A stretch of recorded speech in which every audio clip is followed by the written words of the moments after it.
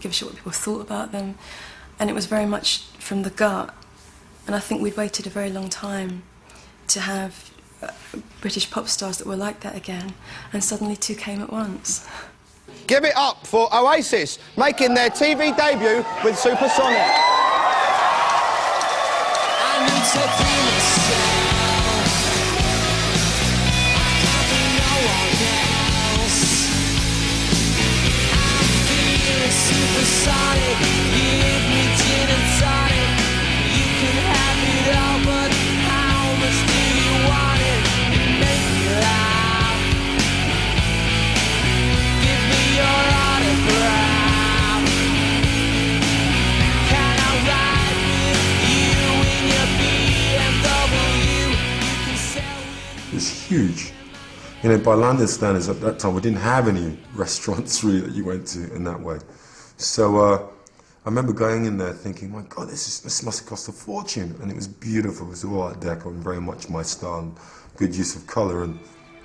And everyone just felt this optimism from that point. Everyone thought anything's possible because it worked.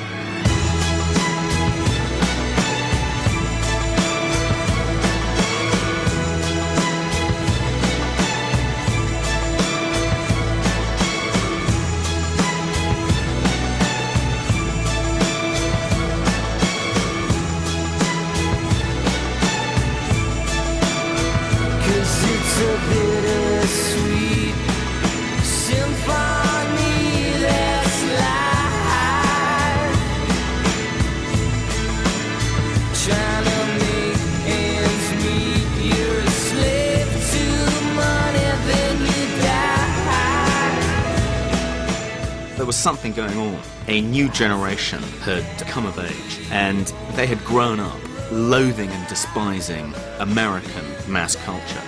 When it came to music, movies, TV, computer games, it was all American. And I think a generation of Brits who came of age in the mid-90s really resented this. You know, they felt a kind of a nationalistic resentment of the fact that America enjoyed this unchallenged cultural hegemony, and consequently that there emerged this kind of protest movement, if you like, this new music, these new fashions which were more anti-American, and they were British in a slightly caricatured way. That was enough for kind of the world to go nuts for a little while about London's second coming.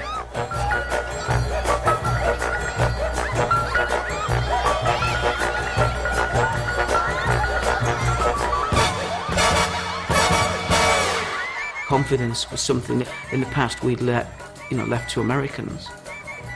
And Americans have tremendous confidence, but not much talent. And it just seemed that, you know, all those sentences, all those discussions you've ever had, like, wouldn't it be great if? Well, that's what happened in the 90s. If happened.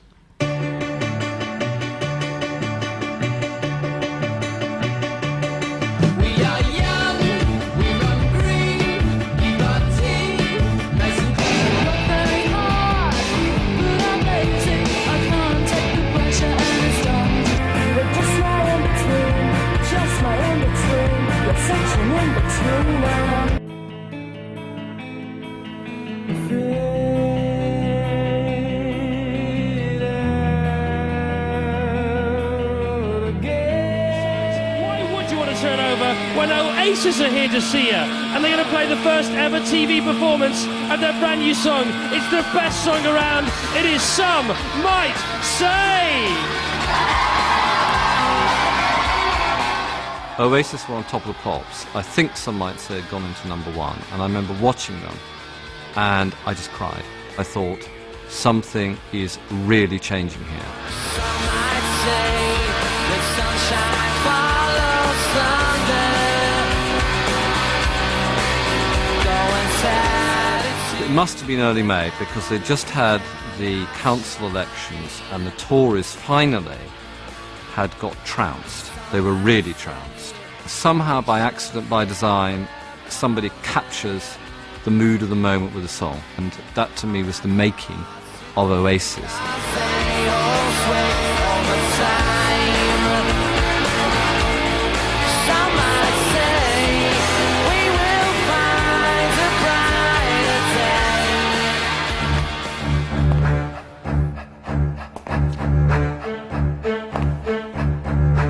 Britain approaches the end of the century, we have been with the same masters now for 18 years. We still have the talent, skills, and inventiveness that we've always had, probably more so. But in a rapidly changing world, we seem somehow to have lost our sense of purpose.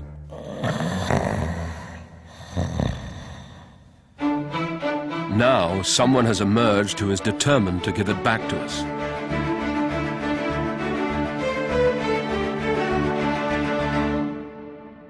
I tell you what surprised me was the way New Labour explicitly aligned themselves, especially with music.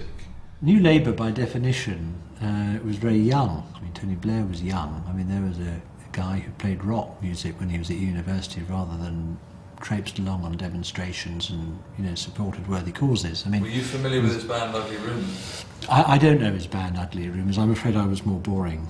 We were at Oxford at the same time, but I was sort of tedious, sort of political anorak type.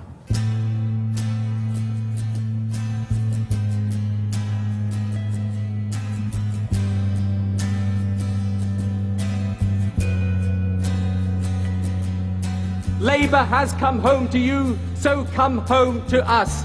Labour's coming home. 17 years of hurt never stopped us dreaming Labour's coming home.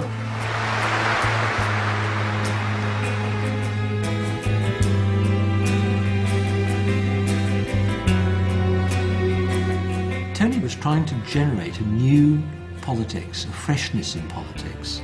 He needed ways to symbolise that freshness, you know, doing headers with Kevin Keegan or, you know, talking to Noel Gallagher or whatever it was.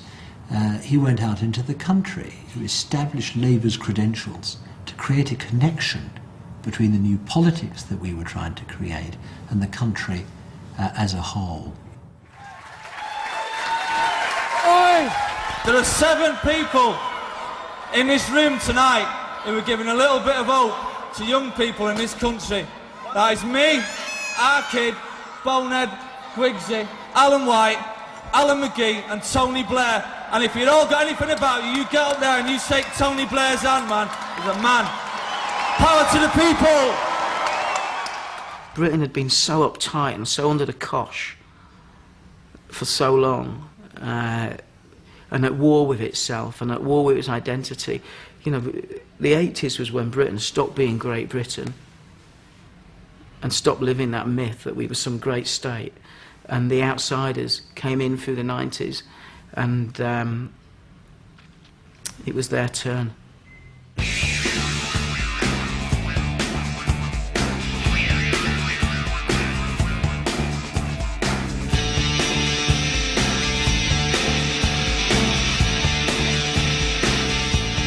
Exciting time. It's like reinvention of what was back in the 60s and punk. Maybe it was reminiscing a bit of the past, but with a forward vision. English tradition's fantastic. You know, I love the pomp and snobbery of it all. And so to take that and create something new and modern is, for me, just the way forward.